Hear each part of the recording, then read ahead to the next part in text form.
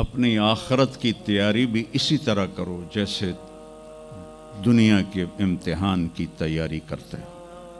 آپ نے حضرت علی کا ہاتھ پکڑا اور یوں اپنے سینے سے لگا لیا اور فرمایا اترضی ان یکون منزلک مقابل منزلی، علی تو جو مبارک ہو، جنت میں تیرا گھر میرے گھر کے سامنے ہے۔ تو وہ رونے لگے۔ لیکن یہی علی جن کو خوشخبری ملی ہے کہ تیرا گھر میرے گھر کے سامنے ہوگا، کسی کو یہ خوشخبری نہیں ملی سوائے مولا علی کے، وہ رات کی مناجات میں روز تڑپتے روتے ہوئے یہ کہتے تھے آہن آہ من قلت الزاد و بعد السفر و وحشت الطریق، ہائے اللہ، ہائے اللہ، ہائے اللہ، میرے پاس عمل تھوڑا ہے۔ تھوڑے عمل والے کا گھر نبی کے گھر کے سامنے بنتا ہے؟ میرا عمل تھوڑا ہے، رستہ تنہا ہے، کبھی دیکھا نہیں اندیکھا ہے، یا اللہ پتہ نہیں میرا کیا بنے گا۔ یہ روز کی پکار اور مناجات تھی۔ اور پھر دنیا کو کہتے الیہ تغررتی، دنیا تو مجھے دھوکہ دیتی ہے، ہی ہاتھ غری غیری، چل دفعہ ہو جا کسی اور کو دھوکہ دے، میں بتتو کی ثلاثہ، میں تمہیں 3 طلاق دے چکا۔ تو جن لوگوں نے آخرت کو بنا لیا وہ کامیاب ہیں، اور جن لوگوں نے آخرت کو نہ بنایا تو وہ کچھ بچے ہڈ بلوں کی ویسی نام لے لیے ہیں، سیر کے لیے گئے کشتی کی، تو وہ کہنے لگے ملاح سے چاچا تنو کیمسٹری آمدی؟ اس کہ پتر اج ہی نہ سنیا کی ہوندی ہے؟ اس کہ تینوں پتہ نہیں ایسی سپیریئر یونیورسٹی دے سپیریئر لڑکے آئیں، سانو ساری کیمسٹری دا پتہ۔ دوسرے نے پوچھا چاچا تو فزکس پڑھی؟ کہ میرا بچہ میں تو اج ہی نہ سنیا، ساری حیاتیہ بیڑی بائی ہے۔ تو چاچا تیری ادھی زندگی چلی گئی، ادھی زندگی ختم ہو گئی، سانو ایک اسی سپیریئر دے سپیریئر بچے، ساڑا برائٹ فیوچر۔ اتنے چھک موج آئی تے کشتی ہوئی ڈاواں ڈول۔ اس کہ پترو ترنا سکھیا ہی نے،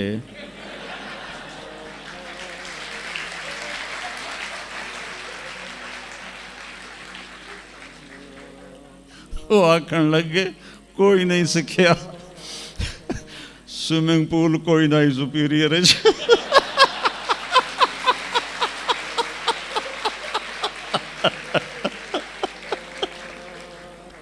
تو وہ ملا کہنے لگا پترو میری تو ادھی گئی تو تہاڈی ساری گئی۔ تو میرے بچوں، مرتے وقت ایسا نہ ہو کہ تم کہہ رہے ہو ساری برباد ہوگی۔ اپنی زندگی، اپنے نبی کی زندگی پڑھو۔ چند تو فرائض ہیں جو میں نے ابھی پہلے گنائے ہیں، اس کے علاوہ سچ انسان کو عزت دیتا ہے، دیانتداری انسان کو عزت دیتی ہے، رزق حلال انسان کو بلند مقام باوقار بناتا ہے، اور اچھے اخلاق فرشتوں سے بھی اوپر اس کو لے جاتے ہیں۔ آپ نے فرمایا جس کے اخلاق اچھے ہوں گے میں جنت الفردوس میں گھر لے کر دوں گا۔ تو نماز کی عادت ڈالو۔ کچھ بچے جی نہیں پڑھی جاندی، کوئی دن میں کوئی ایک نماز ضرور پڑھو، جمعہ پڑھو، ایک نماز ضرور، پھر وہ 2 ہو جائیں گی، پھر وہ 3 ہو جائیں گی، پھر وہ 4 ہو جائیں گی، پھر وہ 5 ہو جائیں گی۔ میں نے جتنوں کو بھی یہ نسخہ بتایا وہ سارے اللہ کے فضل سے، گورنمنٹ کالج میں میرا تھا ساتھی، تو وہ پھر شفٹ ہو گیا انگلینڈ، تو کوئی 40-45 سال بعد اس سے ملاقات ہوئی، یہاں پاکستان آیا ہوا تھا۔ تو میں نے کہا کہ نماز پڑھتے ہو؟ کہنے لگا نہیں۔ جمعہ؟ کہنے لگا نہیں۔ تو میں نے کہا اچھا ایسا کرو، ایک نماز شروع کر دو اور ایک جمعہ شروع کر دو۔ یہ ایک فرد کا واقعہ نہیں، ایسے میں ہزاروں بچوں پر بچیوں پر تجربہ کر چکا ہوں، اور وہ 5 وقت کے نمازی بن گئے۔ تو 2 دن کے بعد فون پہ بات ہوئی تو کہنے لگا یار تو مینو ایک دسی آئی میں تو پنجے شروع کر دیتی ہیں. وہ ڈرنکنگ بھی کرتا تھا, کالج کے زمانے میں بھی کرتا تھا. کہنے لگا لو جب میں نے نماز شروع کی تو میں نے کہا میری توبہ, میں شراب کو بھی ہاتھ نہیں لگاؤں گا.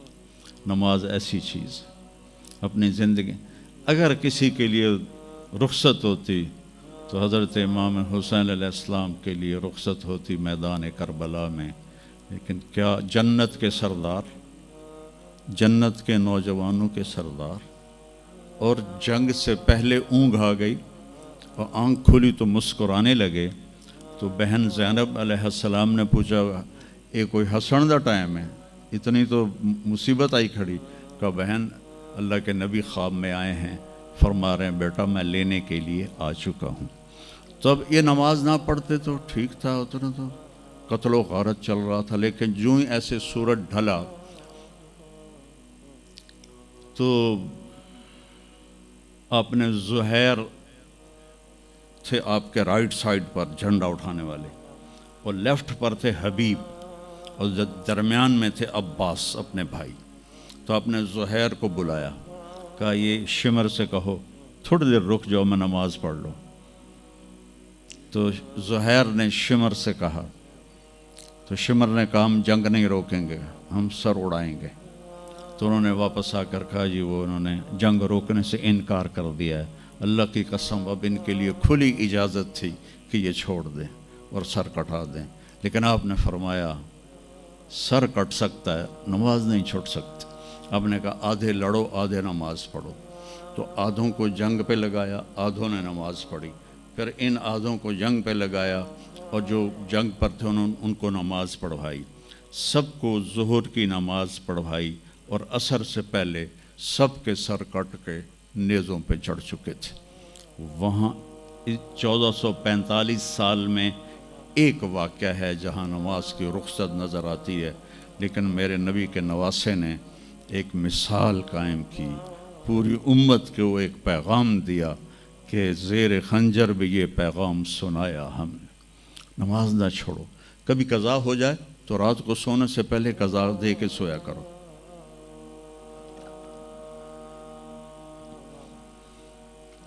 آپس میں کوئی لڑے ہوئے ہو تو کم از کم آج اتنی میری مان کے اٹھنا کہ صلح کر لینا. یہ کوئی بچیاں آپس میں کسی سے بول چال بند ہو, یا آپ بچوں کی آپس میں کوئی بول چال بند ہو, تو ایک دوسرے کو معاف کر دینا. اس سے آپ کے دلوں میں علم کی روشنی زیادہ آئے گی. آپ کے دل میں بغض ہوگا تو علم آئے گا نہیں. تو اگر اپنے حافظے کو اچھا کرنا ہے, اگر اپنے حافظے کو, تو دل سے سب کی نفرت نکال دو, اور پیٹ بھر کے کھانا نہ کھاؤ, اور اپنی نظروں کی حفاظت کرو. آپ کا حافظہ 16 سال والا رہے گا 70 سال تک. حافظے کو خراب کرنے والی یہ چیزیں ہیں. پھر جن سے پڑھتے ہو ان کو عزت دو, ان کا ادب کرو, ان کا احترام کرو. باب العلم ہے حضرت مولا علی, کہا میں غلام ہوں اس کا جو مجھے ایک لفظ نہیں ایک حرف, جو مجھے ایک حرف بھی سکھا دے علم کا, میں اس کا غلام ہوں. تو جو آپ کے ٹیچر ہیں یا لیڈی ٹیچر ہیں, جو آپ کو جو کچھ بھی پڑھاتے ہیں, ان کا احسان ہے آپ پر. آپ ان کو عزت دیں, ان کو احترام دیں. ان میں سے کوئی دعا دے دے گا آپ کا کام بن جائے گا. تو میں اسکول میں تو دعائیں لے نہ سکا استادوں کی, لیکن جب میں مدرسے میں داخل ہوا تو میں نے اپنے سارے استادوں کی دعا لی ہوئی ہے, ان کی عزت اور ان کے احترام سے. تو چونکہ آج کل بہت زیادہ آزاد ماحول ہو گیا ہے, تو وہ اپنے ٹیچر کو ایزی لیتے ہیں کہ کوئی ان کی بے عزتی کر دے, کوئی ان کے آگے بگڑ جائے تو اس کو برا نہیں سمجھا جاتا. لیکن بیٹا کتاب ایک ذریعہ ہے, علم آسمان سے آتا ہے, اور اس کے میں ذریعہ استاد ہوتا ہے.